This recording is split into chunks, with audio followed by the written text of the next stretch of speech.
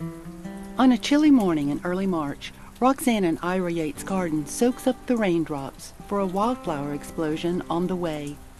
Ira grew up on this ranch and in 1982 was recognized as an outstanding conservation rancher. When he and Roxanne built their home and guest house casitas here in the late 90s, they wanted to restore a sustainable habitat for wildlife and beneficial insects. In 2007, designer Jennifer Schaffer joined gardener Roxanne in that endeavor and to frame the home with gardens that reflect the land. The philosophy overall, and this is a nice marriage between my own design ideas and the Yates design ideas, is to really blend in and fit with the place and to make a strong emphasis on building habitat. Jennifer gave the gardens native plants that sustain wildlife, but designed them for a casually formal look around the home and casitas.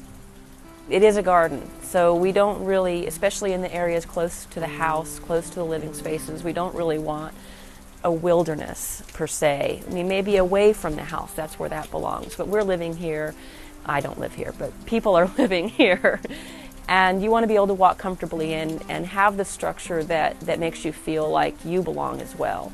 So these living spaces are functional. You can have meetings out here if you want to. You can walk comfortably, roll a wheelbarrow over it, you know, that sort of thing.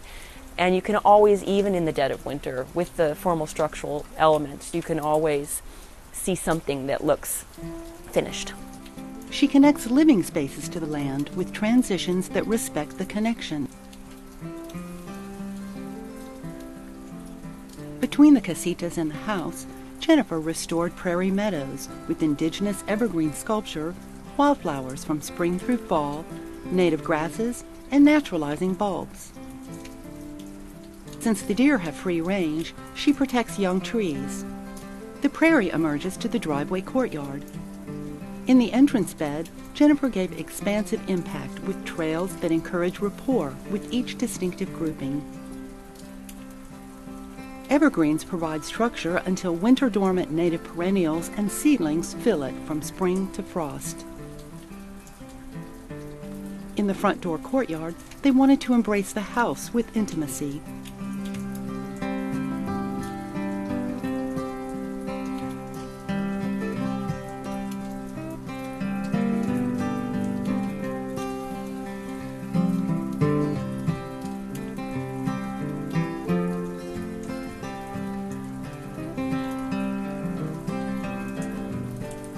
They direct rainwater into a dry creek bed.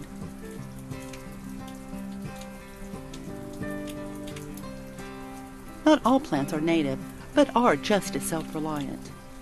The kitchen courtyard's designed for entertaining, where guests can choose a close-up encounter or the broader picture.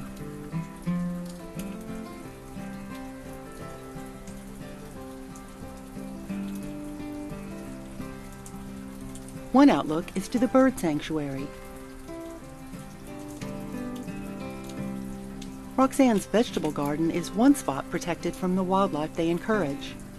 Again, I think having a different place within your home for different things is nice. So the kitchen courtyard is more of an entertaining area, and then the front courtyard, to me at least, feels more private and serene. So you might sit there and read a book, or maybe not, but you might think about sitting there and reading a book at least.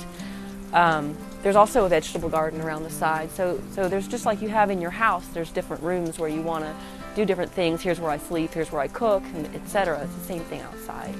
And in a garden of many rooms, she and Roxanne don't cast aside non-natives for seasonal color in containers. I guess more towards, again, the formal areas with the patios and that sort of thing. I feel more comfortable using non-natives because I feel like it's more of a piece of art, or you're trying to achieve something that you maybe can't find the right native plant to do that thing, so you want it to look in a certain way. Jennifer designed the artwork centerpiece that unites the casita patios.